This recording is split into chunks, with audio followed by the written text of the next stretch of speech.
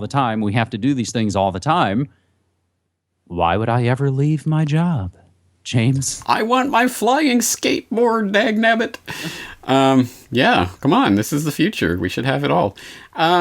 Interesting. The only thing that I can think about related to this is the question of what happens to those frozen eggs if and when the employee is terminated for whatever reason or leaves Facebook or Apple or whatever. Clearly someone's still got to pay for that, and I don't know. I don't know about that, but honestly, with this story, I'm a liberty lover. If these are adults making a voluntary decision to do this, and employers are paying for this as some sort of incentive thing, I don't really have a problem with this. I don't really care. It's the creepier technology that I'm creeped out about, and including one of the ones that you have in your relateds, I think, for this story. About egg freezing and other weird Silicon Valley perks. That's an article from The Independent. James, I don't actually have the text in front of me right now. I was thinking more about the biometric side of it.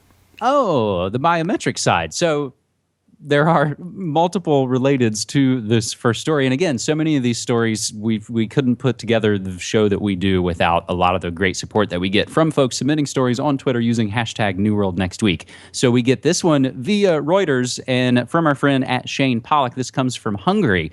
Soccer fans upset by biometric intrusion. A new biometric palm scanning device introduced at a Hungarian soccer stadium can identify a person in 1 second.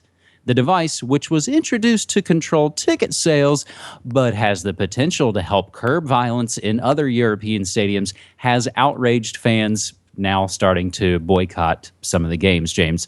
There's also millions of voice prints being harvested as another biometric tool. That's right. You think of your retina, you think of your face, you think of your thumbprint, your voice print as well. There's no end to the ways we're being databased. And that's creepy. That was basically my point. Yeah. Egg freezing, I don't care. But this stuff it really is a matrix that's being woven around us. And every step that we take into it is another step further into that matrix. So I think we have to attempt to resist it before it becomes part of our reality. And it's something to keep in mind for when they inevitably bring such technologies into the NFL and all the other mind control, rah-rah, wave the flag, praise the troops, and watch a bloody, violent game kind of programming that goes on. And hey, I'm into sports. I actually like sports, but I realize that it is basically a propaganda tool at this point. And when they start bringing in the biometric scanners, that's where I think people should start putting their foot down, or more accurately, start putting their wallet down and not paying to go to these mind control events. Well, and that's not even to get into all of the greenwashing and the pinkwashing that we see happening, at least in super corporate sports empire here in the States. But James, let's leave behind the brave new world order first segment and move into our second story, which, again, like so many of these things, are developing stories, and we'll implore you to follow the links and do more research on your own. Oil nearly falls below $80 on oversupply. This comes from CNBC. Brent crude, and we'll include a link to explain Brent crude and the other types of crude around the world. Brent crude fell to a fresh 47-month low on Wednesday before recovering to around $84 a barrel as faltering global growth curbed demand for fuel at a time of heavy oversupply. Oil saw its biggest daily fall in more than 3 years on Tuesday after the West energy watchdog slashed its forecast for world oil demand for this year and for next year. Oil dived more than $4 a barrel on Tuesday, its biggest drop in more than 2 years, as mounting evidence of slackening demand and unrelenting U.S. shale output left traders struggling to peg a floor for crude's 4-month rout. The abrupt acceleration of an over 26% slide in prices since June was triggered by 3 news items that epitomized the market's turn: a downgrade in global oil consumption forecasts, projections for another big boost in shale oil, and reluctance by OPEC members to cut output. Oil is struggling to find a floor after Saudi Arabia made it clear that it was focused on maintaining market share, not supporting prices with unilateral production cuts. Other members appear to be taking a similar tack. A source familiar with oil policy in Iran, normally one of the first in OPEC to call for production cuts, followed Kuwait in saying there was no need to rein in supplies. James, another article from the Business Insider notes that Saudi Arabia's oil price manipulation could actually sink the Russian economy. So we see this, and I even see it here locally, James. All the local news stations are like, good golly gee, gas is under $3. What's going on? James, what is going on?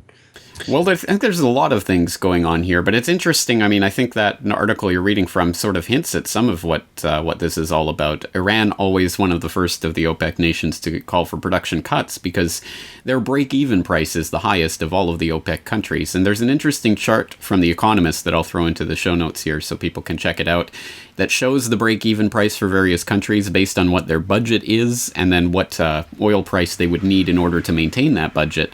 And Iran is up there around $135+ oil is what they need to maintain the budget that they have right now, which obviously they're not even close. Venezuela is the next, then Nigeria, Iraq, Libya, Russia. So it's interesting to look at that and to see that, in fact, of the OPEC countries, it's Oman and Kuwait and Saudi Arabia who are among the bottom that can maintain and sustain the lowest price given the budget that they have right now. So I think there's obviously there's some politics going on here, and there's a few different types. One is gestured to by Jim Rogers, who was on something called ET Now. Is that a thing? Is that Entertainment Tonight? It clearly can't be. I don't know. Anyway, Jim Rogers was saying that this is basically Saudi Arabia trying to drive out shale oil competition, which makes sense. I'm sure there's a certain truth to that because obviously the shale revolution has changed the oil markets dramatically over the last several years. But I think there's also a lot of truth to the fact that this is targeting Russia and some of the other countries that really can't afford a dramatic decline in oil prices right now. And some people, including Jim Cramer, who take him for what he's worth, which is just a lot of cocaine, I think. But he's apparently saying it could go as low as 60. He'd see that coming, and maybe it could. I think the fascinating part of all of this is that it just basically gives the lie to the whole peak oil crap that gets thrown around and has been for many years that, oh my God, we're on the edge. They're pumping as hard as they can and they can barely keep. Oh wait, no, they can pump as much as they want. They can cut back when they want. They can decide not to cut back and overproduce and watch the oil prices fall. It's almost as if it's a cartel oligopoly that's controlling the oil price, and benefits from the idea that there is scarcity. So again, there's a lot to say on that topic, but I think there's a few different things converging here, one of which is clearly a geopolitical thing that's targeting countries like Russia that does depend on high oil prices to maintain their budgets, especially in times of economic hardship as they're going through right now with the Western sanctions. James, let's, I guess, use that oil segue to our third and final story to one of the countries where we like to get some of our oil. Our third story this week, U.S. covered up discovery of chemical weapons in the 2003 invasion. The U.S. military has reportedly covered up the discovery of huge numbers of chemical weapons in Iraq, stocks which now lie in the occupied lands controlled by ISIS. According to a pretty massive expose published by the New York Times, American soldiers reported finding about 5,000 chemical warheads or bombs after the invasion of Iraq and deposition of Saddam Hussein in 2003. This is Iraq War II, if you're keeping score. Between 2004 and 2011, at least 17 U.S. soldiers and 7 Iraqi police officers were exposed to nerve agents or mustard gas chemicals, but were encouraged by the Pentagon to downplay or underreport any injuries. The details of Iraq's chemical weapons stores have only emerged now from Iraqi and U.S. officials, redacted intelligence documents, and interviews with soldiers because, the paper claimed, because of potential embarrassment for the U.S. government. James, that story comes by way of RT, and I tried to grab some of the other interesting angles as this story was coming out, and I kind of saw, here's a Fox News angle, kind of assuming, well, since now this would shine a bad light on the current stooge that's in office, they'll probably take this story kind of rough. Who do they bring along as their expert witness to come on the show, they talked to L. Paul Bremer, the guy responsible for pretty much the corporate overthrow of Iraq. Remember the pallets of cash. So, James, here's another story, another revelation a decade after the fact that, oh, that's right. Oh, yeah, there were chemical weapons, but they maybe weren't the ones we were looking for to try to blame people on. They don't fit into the scenario, but yes, they were there, and now we'll admit it. And, we'll maybe have to pay off 17 guys as if that's all there is. James. Exactly. Yeah. I mean, take that for what it's worth. And yeah, I mean, this is just a ridiculous story, isn't it? Yeah, there were WMDs, but they were the ones that we supplied them, and they were old and outdated. Oh, well, let's not talk about that. Let's cover it up. Again, this shouldn't be surprising, I think, to anyone who's watching this podcast, at least on a regular basis, but it should be outrageous nonetheless. I really hope that this taps into people's outrage.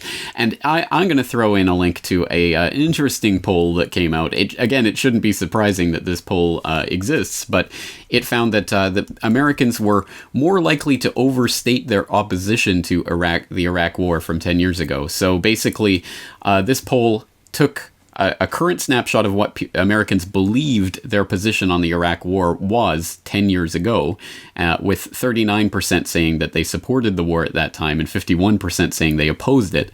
But when they compare that to the actual polls that were taken at the time, 72% supported the war and 23% opposed it. So a lot of people are lying at least to themselves, if not to the pollsters, about their positions on the Iraq War. And it was a big flag waving, rah, rah, we're going to get the WMDs, and that's what it was about. Don't let any of the crap narrative that Fox and the others have tried to shove down our throats for the last 10 years about democracy or any of that garbage distract us from the fact it was about the WMDs, which they lied 18 ways from Sunday. There's that great clip of Ray McGovern confronting Donald Rumsfeld. I never said where we had WMDs, and of course, and then there's the one with Thomas Friedman calling him out on the Meet the Press, where he's, I didn't say that. Oh yes, you did. You said they're right here, and they're east and west of and south of Baghdad, and